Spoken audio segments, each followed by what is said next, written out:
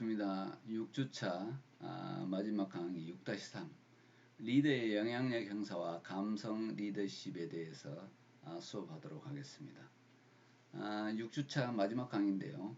6주차 6-1, 6-2에 대해서 복습해보고 6-3 강의를 마무리하도록 그렇게 하겠습니다. 제 교수법 중에 이렇게 반복적으로 외우기보다는 반복적으로 자주 읽음으로써 내 것으로 만들어진다는 내용을 언젠가 수업 시간에 이야기한 적이 있는데요.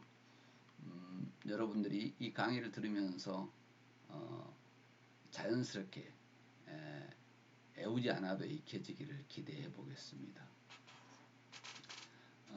문맥이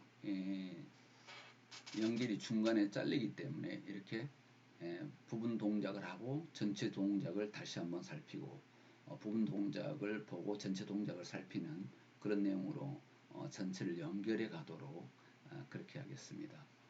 6-1에서는 구성원의 동기부여를 위한 제안에 대해서 이야기했고 6-2에서는 감성을 통한 동기부여에 대해서 이야기했습니다. 오늘 이야기할 내용은 리더 영향력 형사와 감성 리더십에 대해서 이야기할 건데요. 6-1과 6-2를 다시 한번 살펴보고 6-3으로 넘어가도록 그렇게 하겠습니다.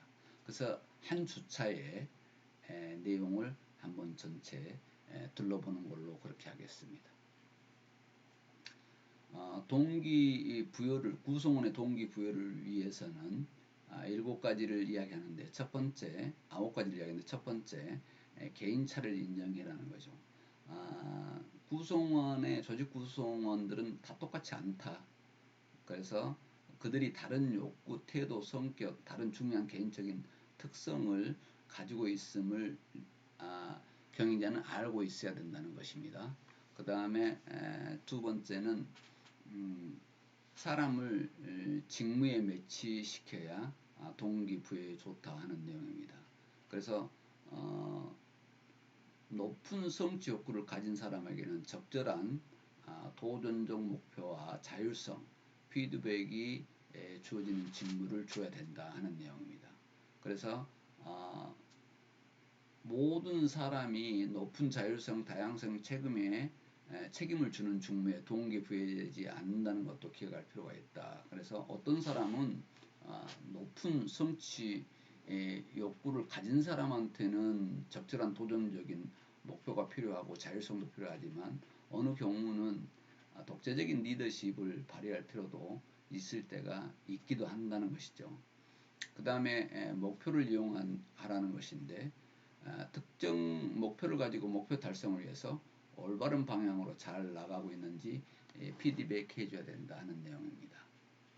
네 번째는 목표 달성에 대한 확신을 심어줘야 된다. 많은 구성원들은 가능함에도 불구하고 목표가 어렵다고 노력하지 않는 경우가 있다는 것입니다. 그래서 이 목표는 성공적으로 달성할 수 있음을 확신시켜주는 것, 이것이 중요하다는 것입니다. 그래서 경영자는 구성원에게 목표 달성에 대한 확신을 심어줘야 된다는 내용입니다. 다섯 번째는 보상은 개별적으로 하라는 것인데요.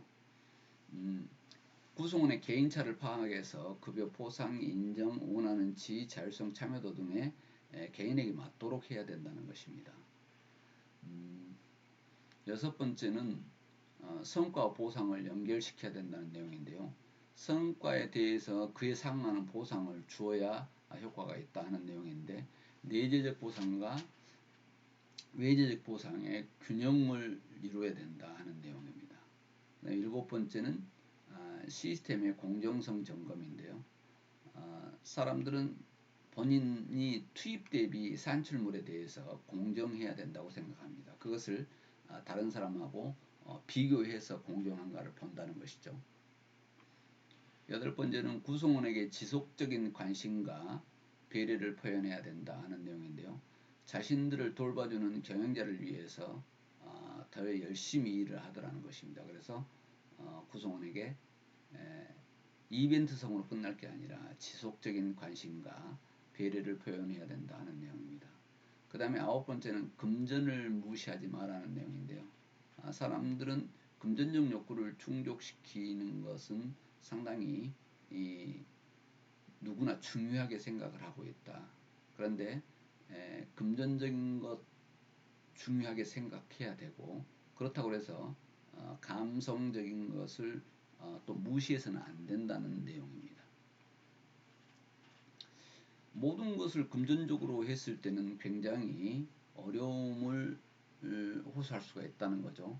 그래서 감성 경영을 통해서 금전적인 것을 대신해 줄 수 있다는 내용인데, 여기에서 지금 인도 마두라이의 지금 연구 결과 내용이 나왔는데요. 인센티브를 많이 지급할수록 오히려 역효과가 났던 사례를 여기서 지금 이야기해 주고 있습니다. 그래서 보너스를 높이 줄수록 효과는 더 낮았다 하는 내용인데, 높으면 잘 될 것 같았지만 실제 낮았던 사례를 학자들은 주장하고 있습니다. 뉴욕시 사례인데요. 여기는 마이클 브룸버그 시장이 뉴욕 시장으로서 성공 사례가 아주 많습니다. 블루오션을 일으켰던 급소에 사람이 많이 필요한 곳에 공무원을 더 투자하고, 사람 일이 그렇게 많지 않은 곳에는 적게 하는 그런 내용으로 블루오션을 인사정책에서 이루었던 유명한 뉴욕 시장인데요. 이분이 공립학교 활성화를 위해서 공립학교의 교사를 대상으로 인센티브 지급할 것을 약속합니다. 학생 출석률과 졸업률을 목표를 달성하면 인센티브를 주겠다고 했는데, 그렇게 해서 또 인센티브를 받기 위해서 학생들을 열심히 교사들이 지도할 것이라고 생각을 했고, 또 그렇게 되면 대상을 더 확대하겠다고 공언했는데, 나중에 2010년도에 슬그머니 인센티브 제도를 폐지합니다. 왜냐하면 4년간 운영해 봤더니 역효과가 나타났더라는 것이죠. 학생들의 성취도가 떨어졌다는 게 유일한 효과였습니다. 좋지 않은 결과를 냈는데, 이 내용은 시카고에서도 실시된 실험이었는데 결과가 비슷했다는 것입니다. 인센티브만이 다는 아니더라 하는 내용을 지금 여기서 나타내고 있습니다. 그 다음에 6-2에서는 무죄 실시에 대해서 이야기를 했는데요. 무죄 실시를 마지막에 요약해 놓은 내용을 보고 정리하도록 하겠습니다. 경영자는 구성원에게 어떻게 해야 되는가 하는 7가지를 정리해 놨는데요. 구성원을 선의로 보고 호의를 베풀어야 된다. 좋은 뜻으로 늘 보는 습관을 들여야 된다는 것이죠. 또 경영자는 구성원에게 늘 밝은 표정으로 다정하게 대해야 된다는 것입니다. 마침 직위가 높을수록 더 경직되고 무섭게 느껴지는 어떤 그런 부분들까지 있는데, 부드럽게 다정하게 대해야 된다는 것입니다. 그 다음에 세 번째는 구성원에게 격려, 칭찬, 인정, 위로 등을 아끼지 말아야 된다 하는 내용이고요. 그 다음에 네 번째는 구성원을 돕고 지원하는데 몸을 아끼지 않아야 된다. 5번째는 열린 마음으로 대화해야 된다. 그 다음에 6번째는 복리 향상을 위해서 노력해야 된다. 마지막으로 7번째는 구성원의 마음을 알아서 헤아려 가지고 도와주는 것이 필요하다는 것. 여기에서 감성 경영에 중요한 역할이 있다 하겠습니다. 그래서 그런 사례들을 감성을 통한 동기부여했던 내용들을 정리해놨는데요. 직원들과 문화 공연을 같이 보기도 하고, 호프집에서 맥주 한잔 기울이기도 하고, 또 SNS나 이메일을 통해서 직원들의 마음을 따뜻하게 위로하고, 심지어는 회사에 새로 입사한 신입 지원 부모들에게 인재를 보내줘서 감사하다는 편지와 꽃다발을 배달시키기도 한다는 것입니다. 감성을 통해서 조직 구성원들의 자발적 헌신과 몰입을 이끌어낼 수 있다는 것을 알았기 때문입니다. 작은 일에도 고마움을 표시하고, 작은 성과에도 진심에서 나오는 인정과 칭찬을 아끼지 않는다는 것, 이것이 감성을 통한 동기부여에 중요한 역할을 한다 하는 내용입니다. 그래서 칭찬, 인정, 격려를 아끼지 말라 하는 내용을 강조하고 있습니다. 지금 리더십 조직 변화를 연구하는 오시테너 연구소의 사례를 해놨는데요. 조직과 경영자의 인정이 끼치는 영향 조사를 봤더니 긍정적인 응답이 잘 나가는 회사들은 61% 증가하고 응답도 30% 증가하고 나타났는데 인정의 결과로 직무 몰입이 16% 증가하고 조직에 대한 자부심이 29% 정도 높아진 것으로 나타났다는 것입니다. 더더욱 동양이 아닌 서양에서 문화적 차이가 있음에도 불구하고 경영자의 인정, 칭찬, 격려가 구성원의 동기부여하는 데 강력한 수단으로 작용하고 있다는 것을 여기에서 강조하고 있습니다. 또 여러분이 많이 알고 있는 피그말리온 효과, 인정, 칭찬과 격려의 힘을 잘 설명하는 것이죠. 지금 여기에서는 샌프란시스코의 한 초등학교 학생들을 대상으로 지능검사를 했는데 여기에서 순위로 뽑는 게 아니라 조사 대상자들 가운데 무작위로 20%를 뽑아서 이들에게 지능과 성적이 오를 가능성이 크다고 거짓말을 했답니다. 그랬는데 8개월 뒤 다시 검사를 해보니 이들 집단이 다른 학생들보다 성적이 더 올랐다는 것이죠. 학생들이 교사나 주위의 기대 칭찬에 긍정적으로 반응한 것이라는 것입니다. 이 내용이 지금 학교에서뿐만 아니라 가정과 사회, 나라에서도 이런 내용이 있다. 인정과 칭찬을 통해서 구성원의 잠재 능력을 개발하고 동기를 부여할 수 있다는 것을 사례를 들어서 설명한 것입니다. 여기서는 지금 비타민을 가지고 또 설명을 했는데요. 비타민은 수용성 비타민과 지용성 비타민이 있답니다. 수용성 비타민은 과다 섭취해도 건강에 문제가 되지 않는데 지용성 비타민은 과다 섭취 부작용을 유발할 수 있다는 것이죠. 이 내용을 지금 표로 만들어 놨는데요.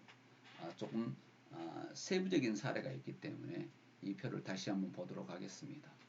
그래서 수용성 비타민은 과다 섭취해도 좋답니다. 비타민 B와 비타민 C를 여기서 이야기해 놨는데요. 칭찬, 격려, 인정, 이 내용들 CEO의 이메일이나 편지, SNS 등이 비타민 B와 같다 하는 내용입니다. 그리고 구성원의 이름을 기억하고 불러주는 것, 이것도 좋은 일이다. 비타민에 해당이 된다.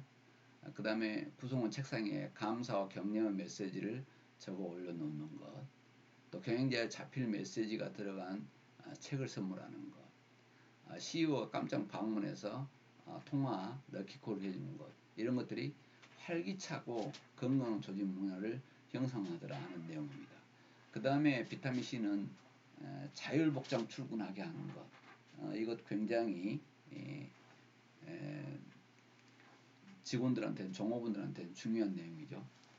비타민 데이, CEO와 런치타임, 점심 먹는 것, 이런 것들 되게 재밌어하죠. 왜 만찬이 아니라 점심일까요? 또 만찬을 했을 때는 여러 가지 불편함이 요즘은 또 따를 수 있다는 내용이 있을 수가 있습니다. 또 공로를 인정한 크고 작은 시상제도, 상을 주는 것, 이런 것들도 중요하고, CEO가 구성원을 위해서 봉사하는 시간을 할애하는 것, 식사 시간에 경영자가 베이식과 서빙을 수행하거나 하는 것들이죠. 그리고 조직의 장기 근속하며 헌신하고 있는 구성원들을 위한 명예의 전당, 의미 있는 공간을 구성원의 이름으로 명명하는 것, 이런 것들이 굉장히 중요하다는 것입니다. 경영진과의 활발한 커뮤니케이션, 의사소통이 잘 이루어지는 것, 그리고 개인과 조직의 성과 향상이 나타나는 것입니다. 그리고 지용성 비타민은 과다 섭취하면 안 좋다는 겁니다. 상황에 따라서 또 대상에 따라서 잘 구분해서 해야 된다는 것인데, 탄력적인 근무 시간제, 뭐 사보에 소개해 주는 것, 동호회 활동 지원하는 것, 우수 성과자의 사내 전용 주차 공간 제공하는 것, 회사에서 제공하는 물품에 구성원의 이름을 새겨서 제공하는 것, 인문학 콘서트 및 힐링 프로그램을 이렇게 운영하는 것, 이런 것들입니다. 그리고 특정 구성원과 팀을 위한 시와의 서프라이즈 피크닉, 그리고 구성원의 기념일 축하, 자기 개발 지원, 또 유급휴가, 또 집중휴가제 실시, 가족여행 지원, 구성원의 고충 처리 시스템 운영, 이런 것들이 경영자의 조직에 대한 신뢰와 자부심 향상을 시키는데 중요한 역할을 한다는 내용을 살펴봤습니다. 지금 6-3 리더십에 대해서 이야기하겠습니다. 리더십은 다분히 여기는 감성 리더십에 대해서 내용이 정리되어 있습니다. 조직 차원에서 조직의 성과를 결정하는 핵심 요소다. 리더십은 다른 사람에게 영향을 끼쳐서 그들과 그들이 속한 조직의 중요한 목표들을 성취하도록 하는 것인데요. 여기서 많은 학자들이 연구한 내용을 한번 살펴보도록 하겠습니다. 카터라는 학자는 리더십이란 바람직한 목표를 성취하기 위해서 다른 사람들을 동기부여하고 지휘하며 영향력을 행사하는 능력이라고 했습니다. 플래시맨은 리더십을 어떤 목표나 목표들의 달성을 지향하도록 의사소통 과정을 통해서 개인 간의 영향력을 행사하려는 시도다, 이렇게 정의를 했습니다. 쿤츠는 리더십을 사람들이 공동 목표를 달성하는 데 따라오도록 영향력을 행사하는 것이다, 이렇게 정의를 했습니다. 다시 리더십을 종합해서 정의를 내리면, 리더십이란 다른 사람에게 영향을 행사해서 그들로 하여금 목표 지향적 방향으로 행동하게 만듦으로써 목표를 달성하는 과정이라고 이렇게 정의를 했습니다. 그래서 다른 사람에게 영향을 행사해서 그들로 하여금 목표 지향적 방향으로 행동하게 만드는 것, 이걸 리더십이다, 이렇게 정의할 수 있겠습니다.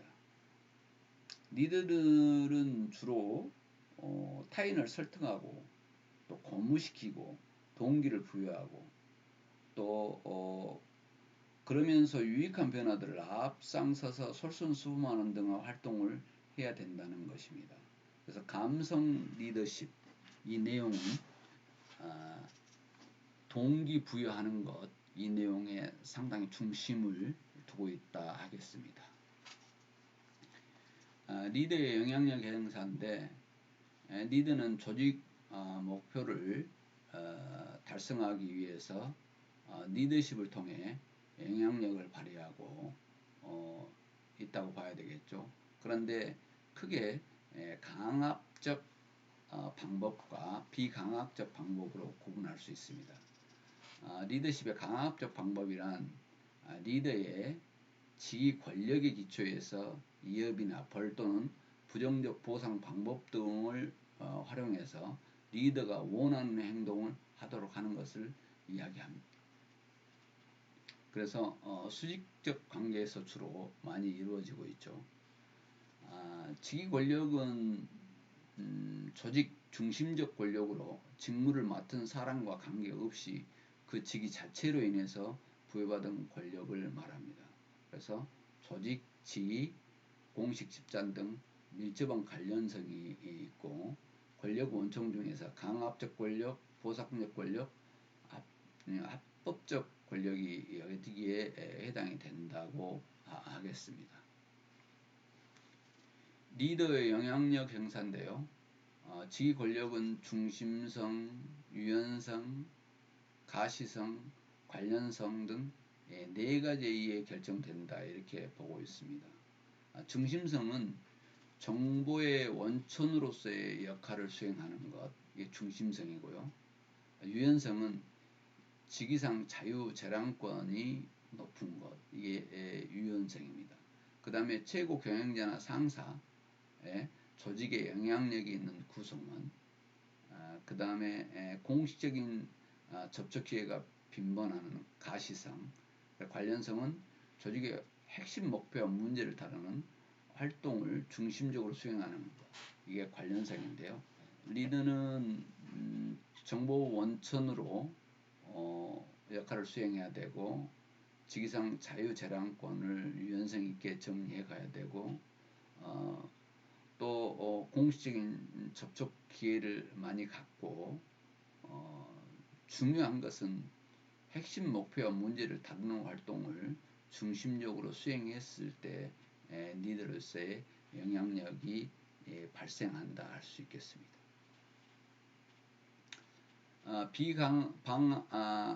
비강압적 방법에는 두 가지 방법이 있는데요.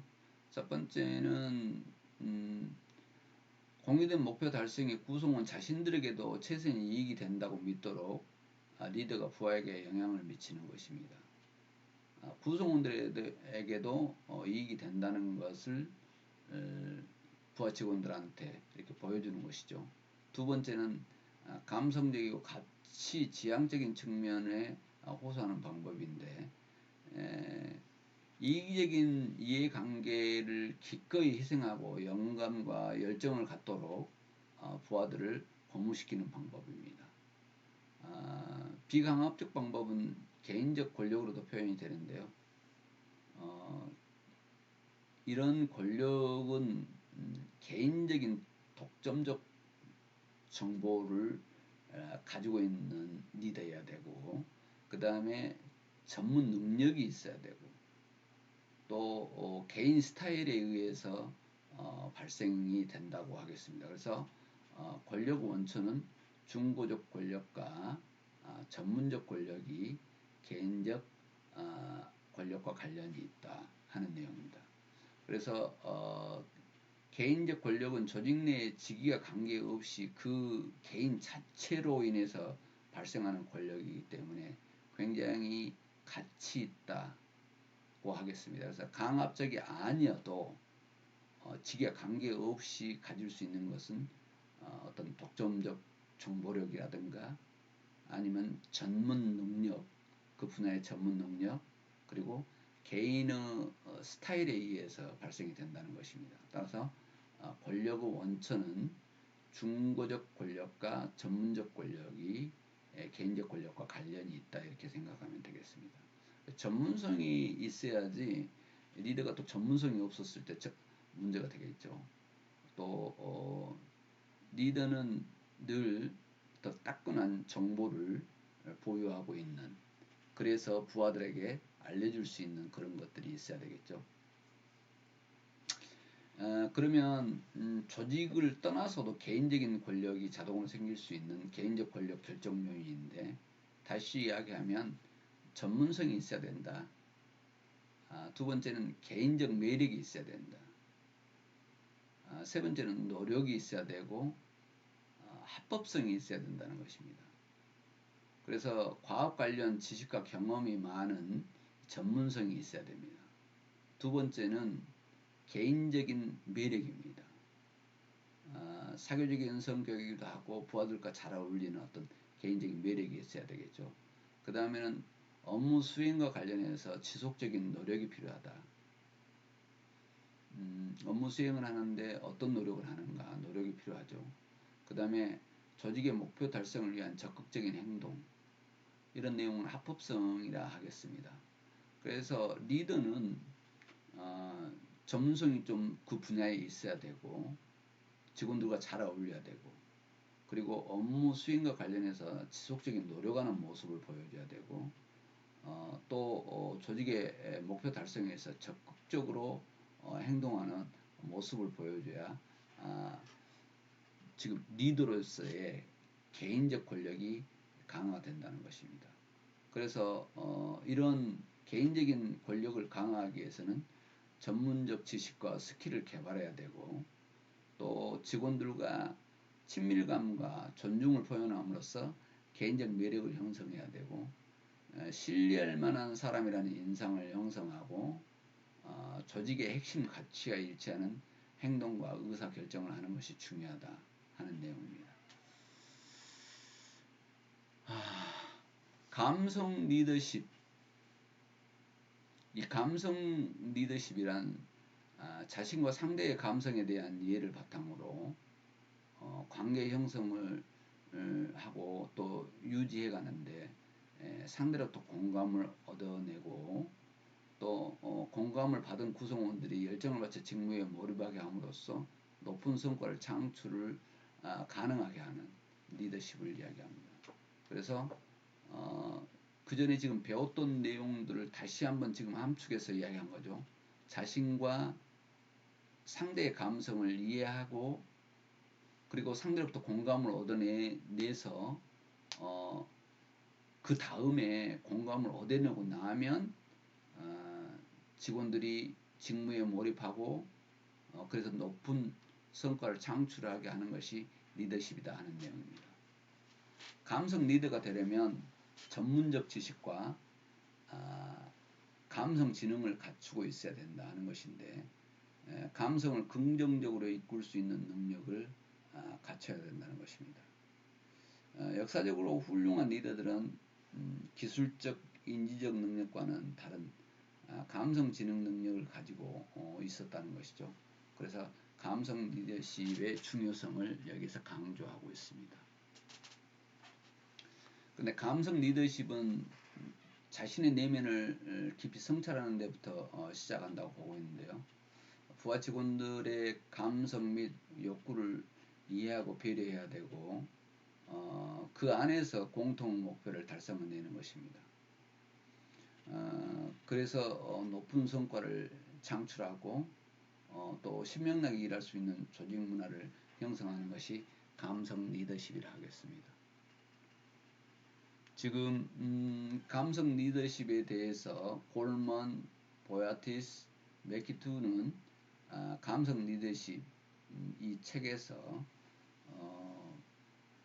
전 세계 기업 및 단체에서는 500여 개의 능력 모델을 이용해서 어떤 것이 뛰어난 업무 수행을 가능하게 하는지를 가려내기 위해서 기술적인 능력, 인지적인 능력, 감성 능력으로 구분해서 분석을 했습니다. 그 결과 탁월한 업무 수행 능력을 갖춘 사람들은 지위가 높아질수록 감성 지능 능력이 점점 더 큰 비중을 차지한다는 사실을 발견했다고 주장을 합니다. 그래서 위대한 리더십은 능력으로 감성 지능을 이렇게 강조했습니다. 감성 지능 능력자가 진짜 능력자, 감성 리더다 하는 내용이죠. 감성적 리더는 자기 자신과 주변과의 인간관계를 효과적으로 관리하는 능력을 가지고 있고, 자기인식, 자기관리, 사회인식, 사회기술 능력으로 구분했는데요.